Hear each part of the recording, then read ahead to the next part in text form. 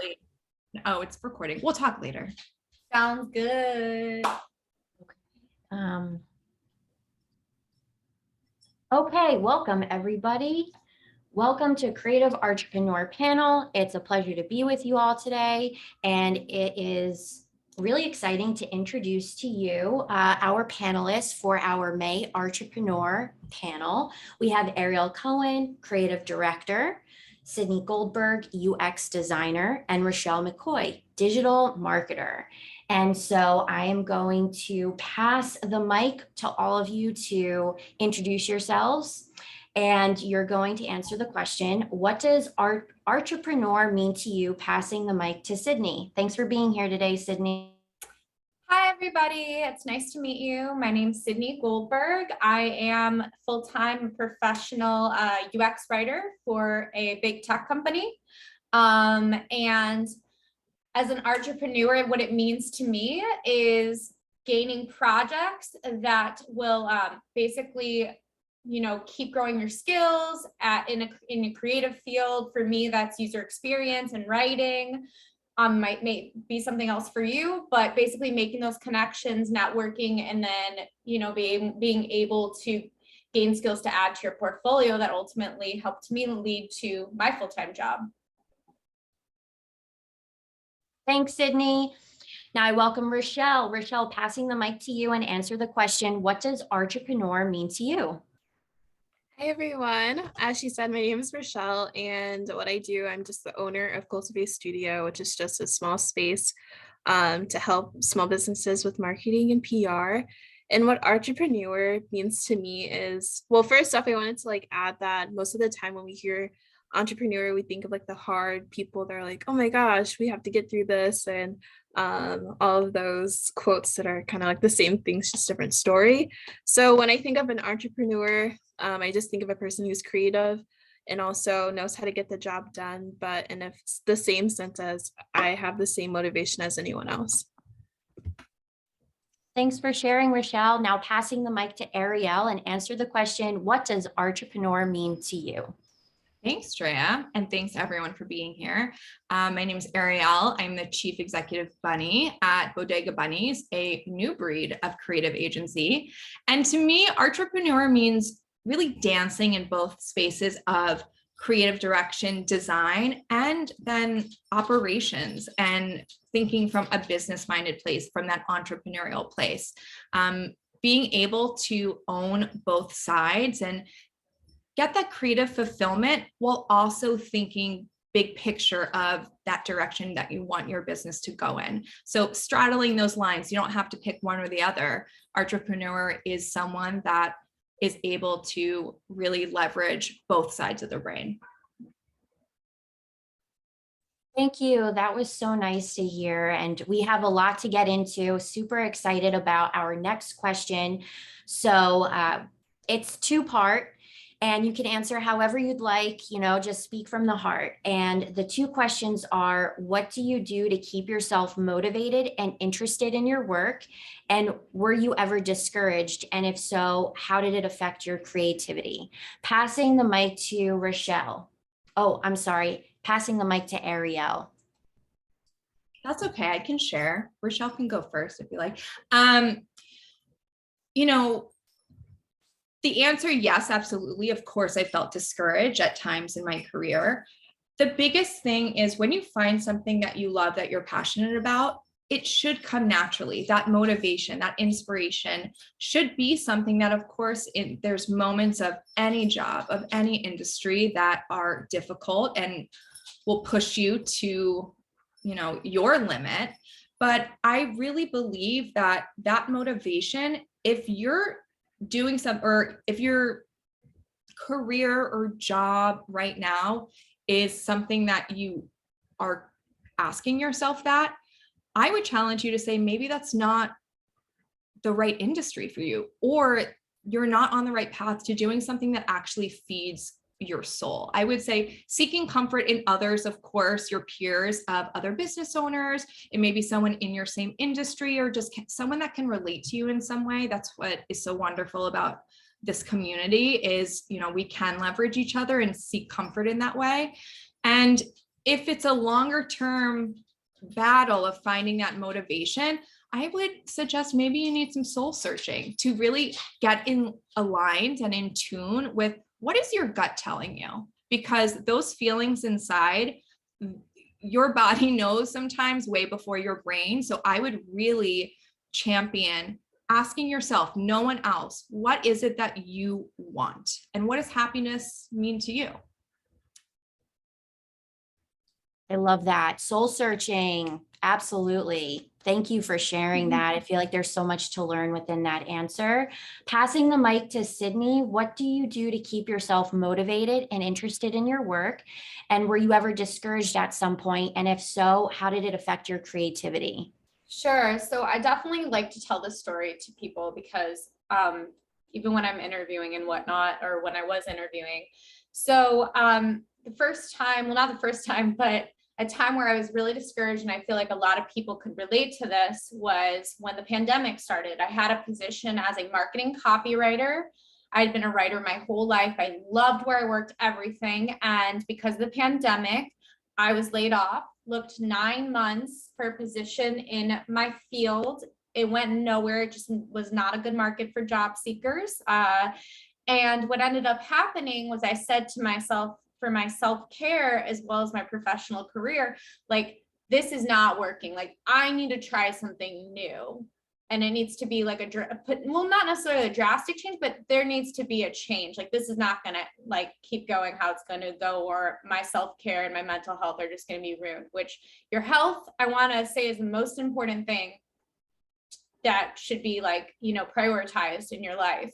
But with that being said, basically I thought, okay, well, my mom was in tech. I always wanted to try going into tech. So I went to boot camp for full stack development, ended up hating it, not my thing.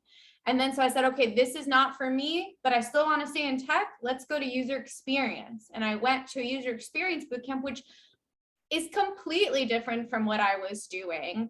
And I'm so glad that I once again made a change. And even though it was scary and it was a financial commitment, it was an emotional commitment. It was a physical commitment because, you're spending long days in the classroom.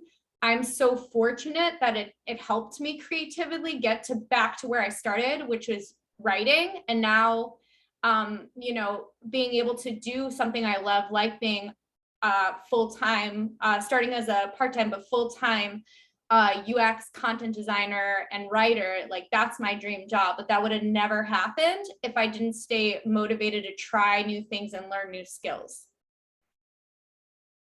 Thank you. Knowing when to pivot is so key. And I really appreciate that story and you sharing that. Thank you. I've definitely needed that story in a lot of times in my life. And thank you. So Rachelle, passing the mic to you. And I'd love to hear what you do to keep yourself motivated in your work. And were you ever discouraged? If so, how did it affect your creativity? So as far as keeping myself motivated, I really think is it Arielle? Of course, I'm on mute. It's Arielle, but I'll respond to anything. Perfect. Arielle had mentioned that passion is like the biggest driver for anything that you do, and that kind of just keeps me motivated for my own self. And then as far as feeling ever discouraged, there's always that story that I got told no in the beginning of my journey when it came to creativity. So I started to go into the valley of unpaid internships, and that kind of dimmed down on my creativity because I was like, wow, am I just providing all this value but not getting paid for it? And it was kind of frustrating in the beginning. And I think another thing that kind of bummed me out was I was getting burnt out in that time period as well, because I was trying to put my hands in too many jars and there wasn't enough to fill those jars as well. So you kind of just leave yourself in this whole pit of, oh my gosh, what am I doing? And so when, I forget who mentioned it, but soul searching, I think that's really what I needed to do when it came to getting back into the groove of things. And I feel like I'm back and I'm better than ever as well. Thank you for sharing. That is so true. You got to value your own services and what your worth is. Thank you so much for sharing that. So our next question is who or what are your main influences and inspirations? I'm going to pass the mic to Sydney. So right now, actually, it's a two-parter for me. All right. So more recently, and I'm not just saying this, but you and Yelly, I wouldn't be where I am today without you two. That's just the bottom line. Doing projects with ICC when I was a student, as well as afterwards, the connections I made, the portfolio I was able to build literally helped me land this job that I'm so excited to be a part of. I've been working there full time for 4 months now. And so you two are absolutely like mentors to me, in my opinion, and friends. And then most like recently at my company, it is very much valued that women, people who identify as women, like, are very opinionated and are able to speak out under my team. I'm sure the company as a whole as well, but I always felt like kind of stunted to do that at other companies, or that I was most outspoken one. And I really, really appreciate, and I've told them this, that the women who are on my team, I absolutely look up to them because they aren't afraid to say what's on their mind and make change happen. Thank you. Thank you so much. That was great. And having you on our team was an absolute blessing. So glad our paths crossed. Just so many synchronicities. I really appreciate that we were able to also help you. It makes me feel good. So next question is, who or what are your main influences and inspirations? Passing the mic to Rachelle. Rachelle, would love to hear what you have to say. So for myself, it's probably going to be weird that it's someone that doesn't even know who I am, but her name is Jackie Aina, and she's a influencer in the same space that I'm kind of in, but kind of different. And I think she's just kind of motivated me to just speak out my mind. And another part of the people that motivate me and just keep me going as well is the people in Creative Co. I have gone through the murks of having so many questions, and everyone's just so willing to give and reach out a helping hand in any way possible. So yeah, thank you. You've been awesome. Working with you on email marketing has been so cool. Also, just great to have that, like your willingness, the teamwork, the collaboration. It's really nice.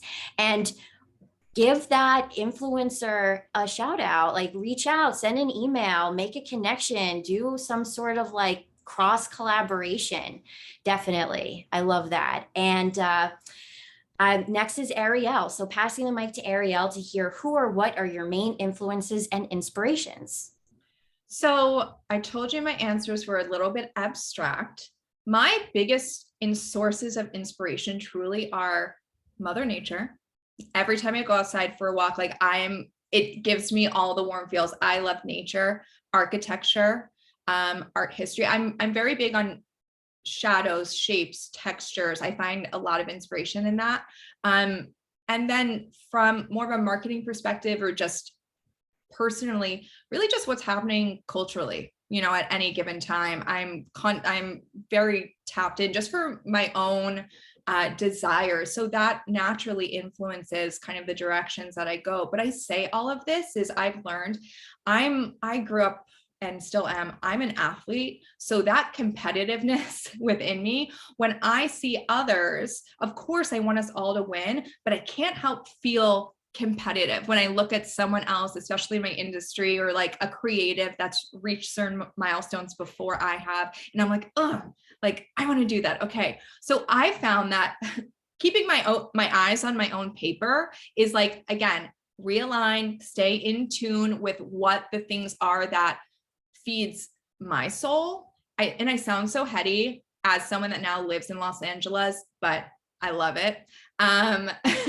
That it truly is eyes on your own paper. Like so much of just what is ingrained in all of us from an early age is to kind of like look around and fit in, see what everyone else is doing. And I've really learned to reject let me not say reject. Of course, I'm still influenced to a degree, but to really just get aligned and in tune with myself. So, those things like art history and just design across a variety of mediums truly like gets me invigorated. I get so much inspiration from just seeing what's happening in the art world. Yeah. Thank you. Yeah, nature is absolutely wonderful. The more nature we have, the better. Yeah, so that's really great that you stated that. That's like a good reminder, go on more walks, get outside. Next is our expert questions, and very much looking forward to hear what all you experts have to say, because I know you're industry leaders in what you do and you have so much knowledge to share, so much wisdom. We truly are an open book and in creative company, which I am just so thrilled, and it's uplifting to know all of you because we really do scale together. So the first expert question is for Sydney. Does too much information make creativity fail? Very important as a UX designer. I can't wait to hear what you have to say about that. So too much information doesn't make creativity fail, not if you know how to organize it.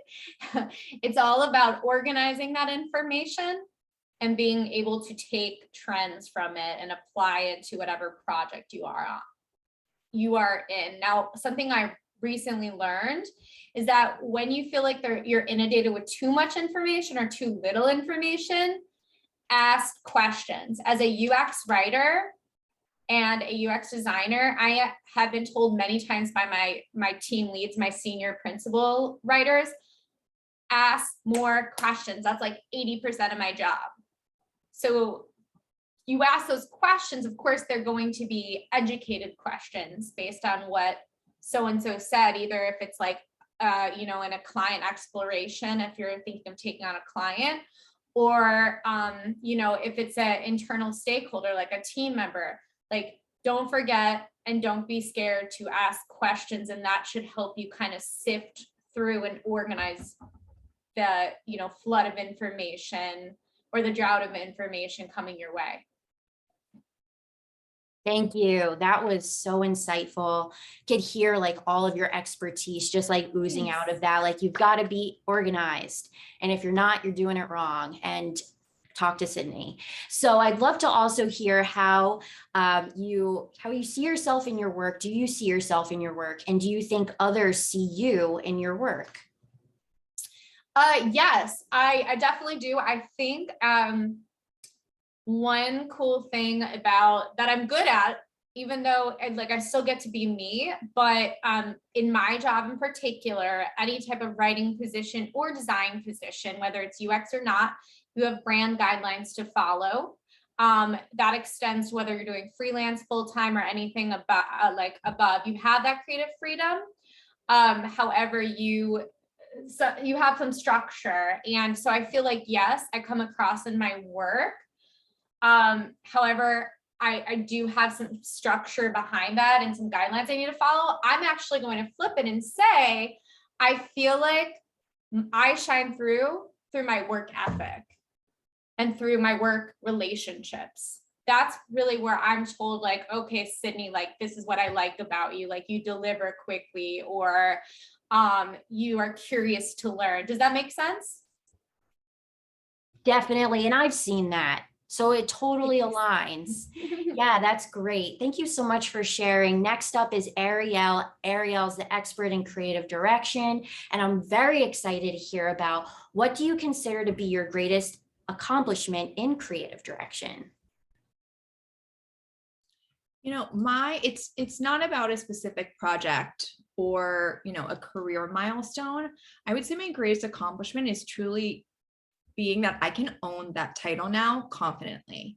I think even just as recently as the pandemic and, a year or two ago, I was still very much battling that imposter syndrome, because the definition of what a creative director is, especially coming from an agency background, I've always viewed myself as, I'm not fully that, but I'm not fully, an account person. I'm not fully this. So I've I kind of shied away from it because I just didn't feel like I was truly owning what that role has been modeled as. But I've finally, it took me a while for people to be like, girl, you're doing creative direction. So in that, and truly this is a statistic that I often bring up, that female creative owned agencies make up 0.1 of the agency world, which is insane. And the amount, I think it's only 11% of creative directors are women. So for that, now it's like, I want to, wave that flag as proudly as I can, because other creatives, other designers, we've had the conversations, the same thing, that they don't consider themselves a creative director, or they shy away from that title. And with that, it's like, I want to help kind of build that confidence in others, and to really see their own value, to be that mirror for them, because I kind of needed that for myself. And it truly was the voices of, other supportive individuals, even Yeli, you, Drea, it was really helpful to be able to stand on my own 2 feet, to be like, yeah, I am that. Just because I don't use that title myself doesn't take away that the elements of what I'm doing, what feeds my soul, how I'm acting, interfacing with clients, is, by the traditional sense, creative direction. In terms of, oh, sorry, was there a second part? I'm blanking. Yeah. So I'd love to hear about how your accomplishments are what you want to be remembered for. And in creative direction, what do you want to stand out, when you look back at your career? I absolutely want to be remembered or known for someone that helps push that creativity within others, in terms of clients, really help be a source of inspiration.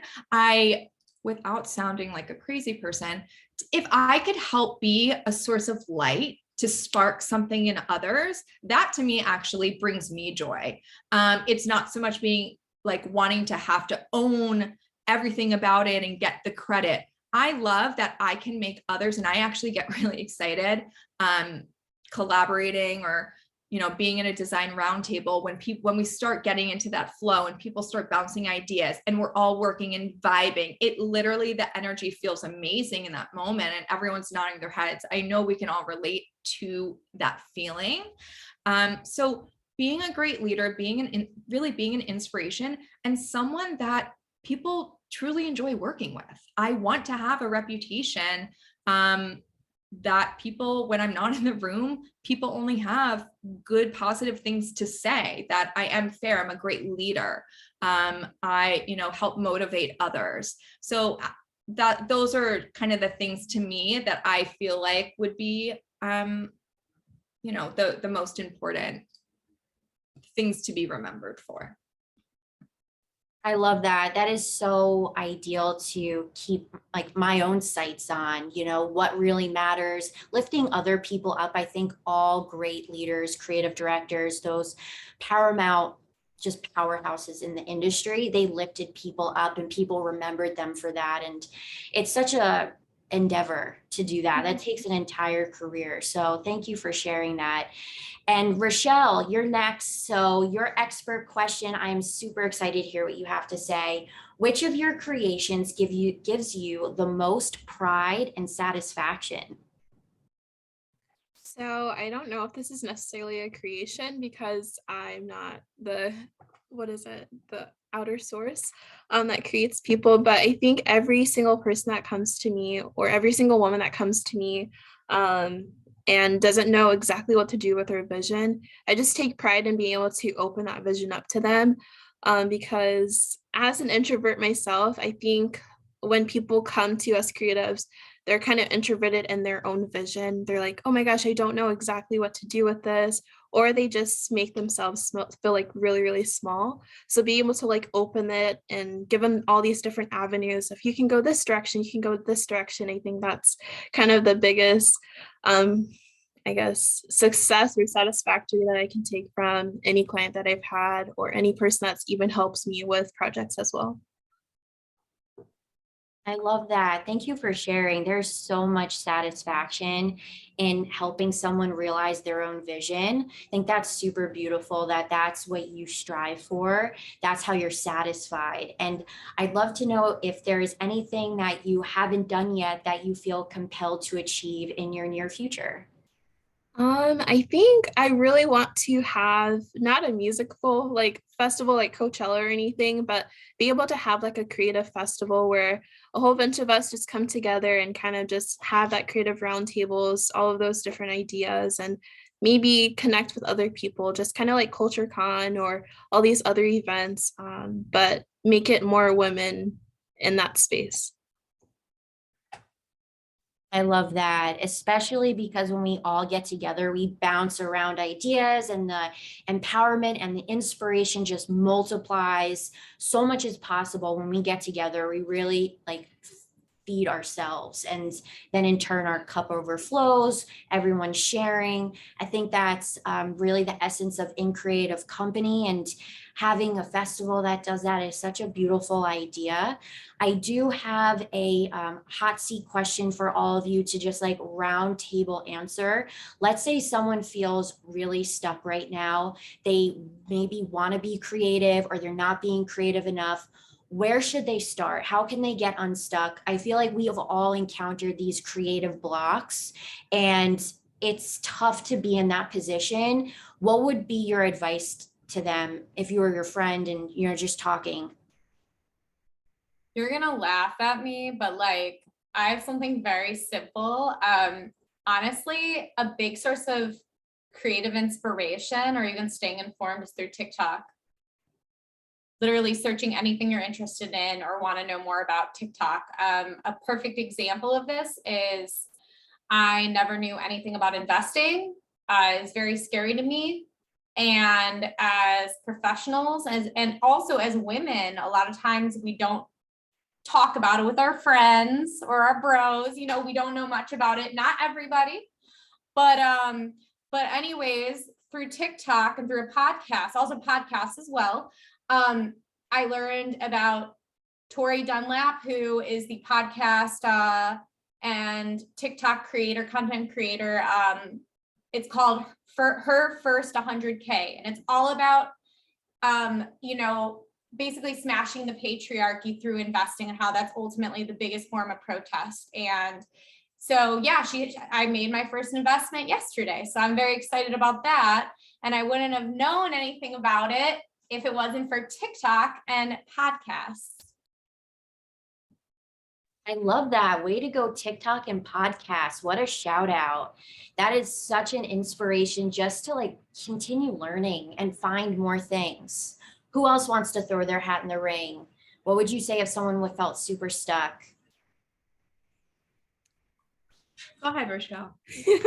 I would say mine is literally going inside of Target. That sounds really, really random. But what I typically do, it actually happens, like I get like really burnt out maybe once every 3 months, and I just take a random trip to Target, make sure I get my Starbucks before I spend maybe $1, hopefully. I would hope. But I usually just go there, grab a journal, and then that's kind of just what sparks everything for me. Thank you for sharing. Target's awesome. Arielle, would love to hear what you have. You know, similarly to the Target run, I think what Rachelle really just hit on is that's something that brings her joy. So whether it's going to Target or watching TikTok, for me, it's, I mean, you wouldn't know it, but for me, it's getting my nails done. I love a manicure moment. It literally brings me joy just to stare at my nails. So it is just in those moments that you feel stuck, it is like you kind of got to get back to basics. And when you come from a place of, you know, you're stressed, and of course there are a million reasons why we can all be stressed, kind of have to just fight against it, whether it's going to a yoga class or your favorite park, or even just taking a nap or whatever it is that, you know, helps bring you back to the state of feeling good. I think you need to be in that mindset in order to then get unstuck. when you're coming from a place of anxiety and negativity and I can't do this and that, that's just, it brings your whole vibration down, truly. So in order to get unstuck, I would pause and be a bit kinder to yourself. That, I think we've all seen the TikTok at this point where it's like, come on, brain, think of things. Come on. Like when you're doing that, you're not going to think of anything. So it is, get yourself back into the environment, whether it's, for 2 hours or it's something like taking a trip. And that definitely coming out of that, I typically find like an aha moment of like the flip switches. And it's like, all right, like, what was I so worried about? Like, I'm going to tackle it like this type of thing. That is so brilliant. It's true. Just follow your joy and whatever that happens to be just for that day. It just helps. Joy helps everything. And I want to quickly go over, if you liked this and you want more, come back for June. The Creative Artrepreneurs panel happens once a month. Next June, we have Nancy, graphic designer, Kimberly, copy and content strategist, and Shay, brand strategist. So what happens when you put all three of those in the same room? You'll find out in June. Really excited to hear what they have to say as well. We also have our co-working sprints. So In Creative Company is an agency and community. If you're creative, join. If you are looking for creative services, hire us. And for our creatives who are collaborators, we have co-working sprints, helps us focus, get together, join forces, and have a good time. We also have a sales sprint. So a sales sprint is when we do our inbound, outbound leads, hold ourselves accountable, make sure it happens. We also have our creative pitch practice. Creative pitch practice helps us hone in on how we talk about who we are, what we're doing, and who we want to connect with. And we also host an IG Live. You can check out our past IG Lives at our Instagram at In Creative Company. And you can check out our IG Live in May, which is Nicole and Ozzy and Yelly. They're gonna have a great time talking about how they do good for the creative services, how they bring good to the world and how they make the world a better place by having their talents showcased. Then we also, for our collaborators, have a member mentoring session. Our member mentoring session is where you can literally just ask Yelly and I anything, everything, bring a question, get answers, get resources, get support. We're always here to help you do that. And if you like what you've seen, check us out at increative.co when your presence needs to grow. Think In Creative Co. The panelists today have been absolutely fabulous.